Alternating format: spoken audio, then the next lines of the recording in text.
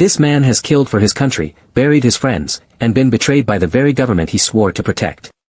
But nothing, could have prepared him for what he was about to walk into, a public high school in Miami, where teenagers ran the halls like a war zone, and the man in charge of protecting them was the most dangerous person in the building.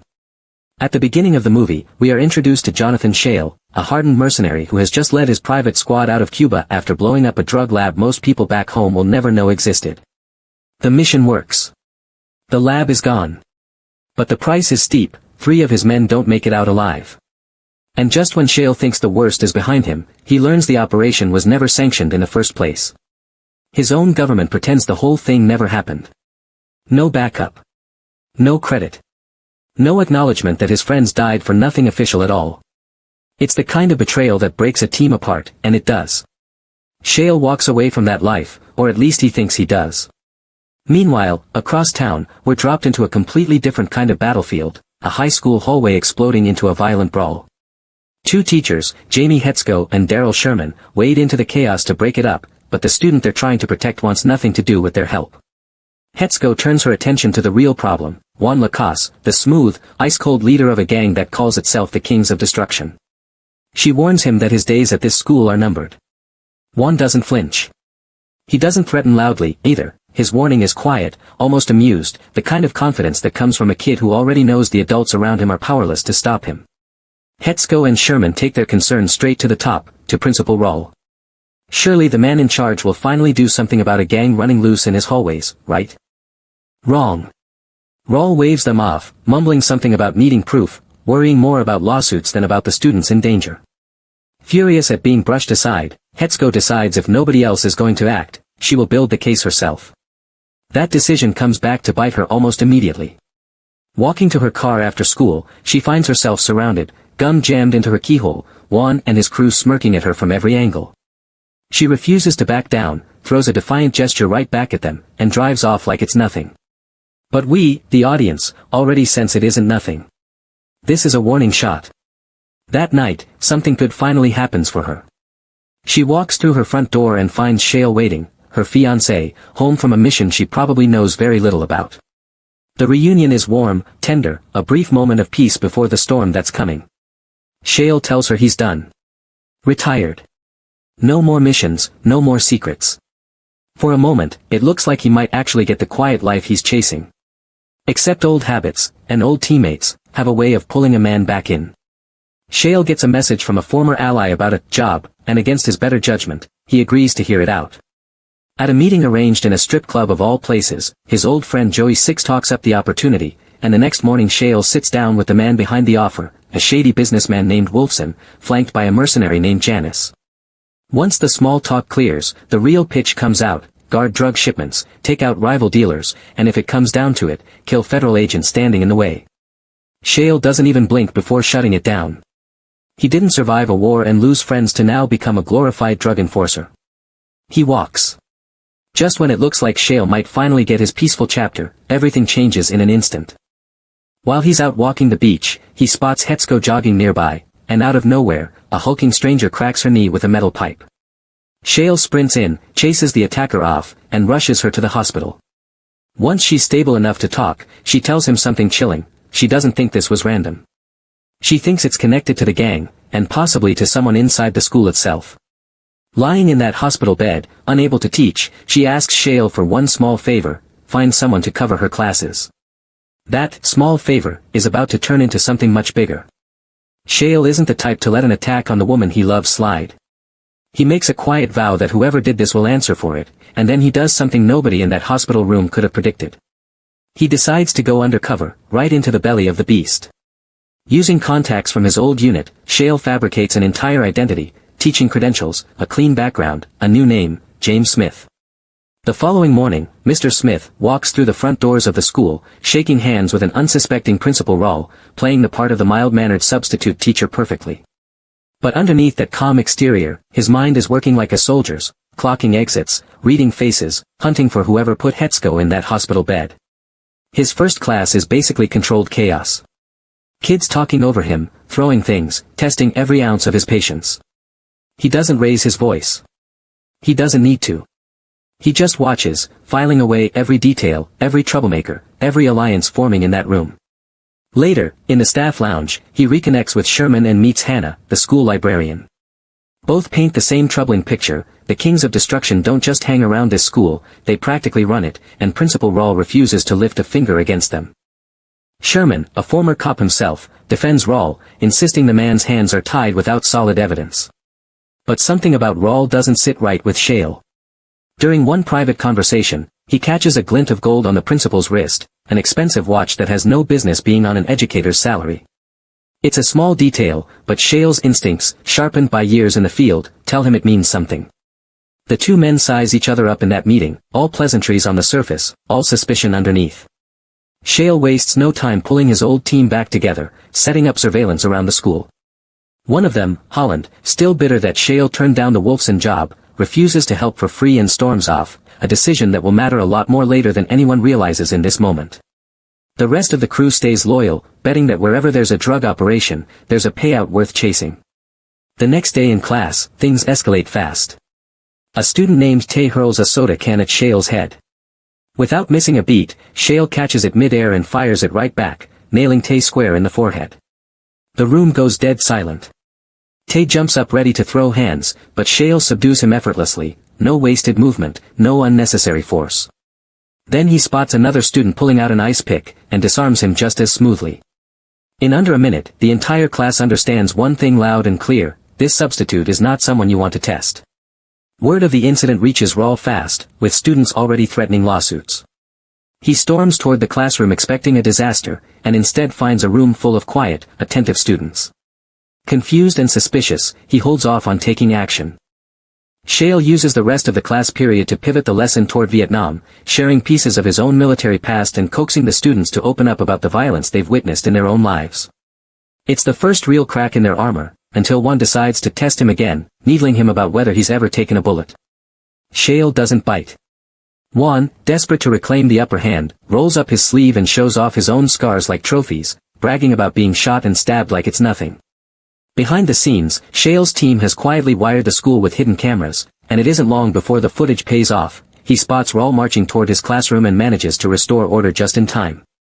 Rawl corners him afterward, pressuring him to apologize to the students, threatening legal action or risk losing the job entirely. Shale calmly points out the union rule protecting him: 2 weeks notice required before termination. Rawl grits his teeth and grants it, making it painfully clear this is a temporary arrangement. Suspicious, he orders a background check on his new hire, a check that turns up nothing but the flawless fake paperwork Shale's team built for him. That evening, Shale drives Hetsko home, where she finds a stack of handwritten letters from her students, thanking her, worrying about her, hoping she comes back soon. She breaks down in tears, overwhelmed that even in a building full of chaos, some of these kids still care. The next morning, Juan strolls into class late, clearly trying to provoke a reaction. Shale doesn't take the bait with force, he simply makes Juan write "sorry" on the chalkboard 100 times. Juan complies, but not without slipping in a chilling threat under his breath about settling things with a gun instead of a marker. Shale lets it go and steers the class into a deeper conversation about choices and consequences, using another student, Jerome, as the entry point. Slowly, the defensive walls in that room start coming down, and for a brief, powerful moment, these kids start talking about the futures they never thought they'd get to have. After class, Rawl actually praises Shale for defusing Juan without violence and invites him to a private meeting later. But it's a trap. Behind closed doors, Rawl has already made a deal with Juan: get rid of Shale, permanently. What neither of them knows is that Shale has been watching their every move on his hidden cameras the entire time. That night, Shale waits in the school library in a bulletproof vest, fully expecting the ambush. Juan shows up with armed muscle, and the library erupts into a brutal, close-quarters fight. Years of combat training kick in as Shale takes them down one by one, some literally thrown out of windows. Rawl, watching from a distance and mistaking the bodies for Shale's, gleefully dials 911, only to yank the call back the moment he realizes it's his own men lying broken on the pavement. In the chaos, one of the attackers manages to land a shot on Shale, and for a moment, it looks like it might actually be over. Juan, believing him dead, rushes outside to check on his crew, while the shooter turns his attention to Hannah, the librarian, ready to silence a witness. That's when Shale reappears, very much alive, overpowers the gunman, and sends him flying out the same window his friends went through. Juan can only stare in disbelief. At the same time, Sherman visits Hetsko to check in on her recovery and happens to spot a photograph of Shale on her nightstand, instantly recognizing him as Mr. Smith, her substitute. The secret starts to unravel. Elsewhere, Joey tails Juan's crew and radios back updates. When Shale finally gets home that night, Hetsko is waiting, already told everything by Sherman. There's no more hiding it. Shale admits exactly who he is, what he's been doing, and his growing suspicion that Principal Rawl is neck-deep in the gang's drug operation. He promises her he's not stopping until it's all torn down. Soon after, Joey uncovers word of a major drug deal happening down at the port. Shale and Joey move in to watch it unfold, and Shale recognizes the very man who attacked Hetsko on the beach among the crew. The moment the deal is confirmed, they strike, Shale tearing through the gang on the dock while Joey handles the buyers out on the boat. In the middle of the fight, Holland suddenly resurfaces, gun raised, seemingly turning against Shale by sending the giant attacker after him while the rest scatter. What follows is a brutal, bone-crunching brawl, ending with Shale barely gaining the upper hand, until Holland reveals it was never a betrayal at all. It was a test. He puts the attacker down himself. Shale dumps the drugs into the harbor and walks away with the cash. The next morning, Rawl watches the drug bust play out on the local news, his careful little empire suddenly on fire. His panic multiplies when drug lord Johnny Glade calls, demanding the money back and executing the sole surviving dealer as a brutal reminder of what happens to failure. Rawl rushes to confront Juan, only to piece together that this was Shale's doing all along. And here's where the movie delivers one of its most satisfying twists: Shale doesn't pocket the money for himself. He pours it straight back into the school, funding new equipment, repairs, even free pizza for the students. The staff and kids adore him for it. Rawl, humiliated and enraged, fires him on the spot. But the damage to his reputation is already done. Jerome personally thanks Shale for what he's done for the school, and Sherman offers to help however he can. Shale warns him to stay cautious, still convinced Rawl is dirty. Sherman refuses to believe it, defending the principal as a pillar of the community. That night, after a parent-teacher meeting, Shale's car is ambushed by gunfire from the gang, sending it crashing into a nearby house. Word reaches Rawl that Shale is dead. Around the same time, Sherman and a student named Lisa find themselves locked inside the school after hours. Searching for a way out, they stumble into the basement, and freeze.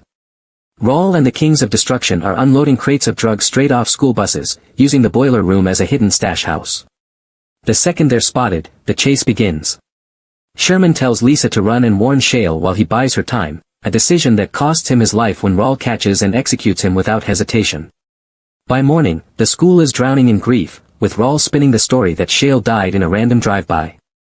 But that grief turns to stunned disbelief the second Shale walks back through those doors, very much alive, and shaken to learn Sherman didn't survive the night. Rawl, growing desperate, sends one straight to Hetsko's apartment, since she's the one who's been covering for Mr. Smith this whole time. Shale tries tracking down Rawl directly, only to be told he's off meeting with Wolfson.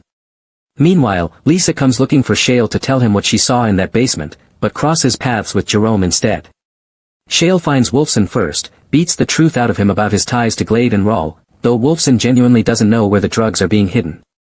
Back at Hetsko's, Jerome and Lisa arrive to check on her, and when she calls Shale, still using his cover name out of habit, something in her voice tips him off that trouble is brewing. His instincts are right. Moments later, the gang storms in and takes Hetsko, Lisa, and Jerome hostage.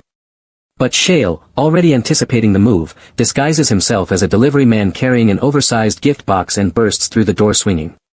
He drops several attackers before their sheer numbers finally overwhelm him. That's when one discovers the truth: this substitute teacher is actually a trained mercenary, and calls it in, receiving orders to kill him on sight. Right as Juan raises his weapon, the doorbell rings. Hetsko manages to talk her landlady into leaving, buying just enough of a distraction for Shale to fight back, stabbing one attacker and flipping the odds back in his favor. He takes down several more, but the fight turns the second one presses a gun to Hetsko's head, forcing him to surrender. In the movie's most gut-wrenching turn, it's Jerome, a student, a kid who should never have been anywhere near this, who steps up and shoots one dead to save them all. With the immediate danger gone, Lisa finally tells Shale everything she witnessed in that boiler room.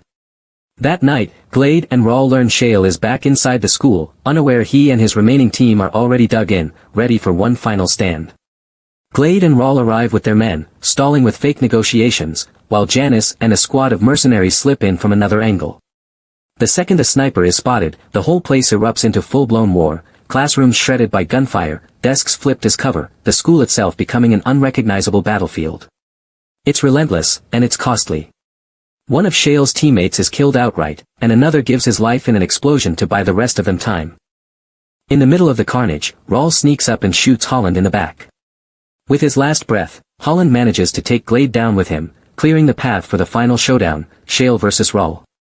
Cornered and desperate, Raul waves his gun and demands to know why Shale is even doing this if not for the money, like everyone else in his position would. Shale's answer is simple and cold: some things just can't be bought. Then he ends the fight with one decisive strike, knocking Raul out cold.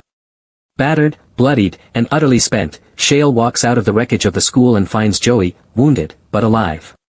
In the end, the two of them are the only ones left standing amid the ruins of a building that was supposed to be a place of safety, and instead became a battlefield. And that's the full story.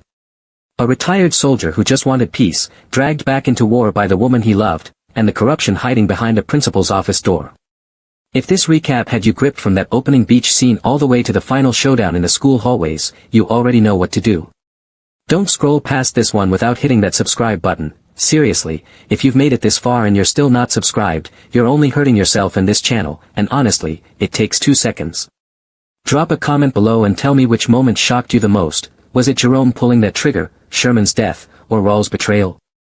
We read every single one, so don't be shy.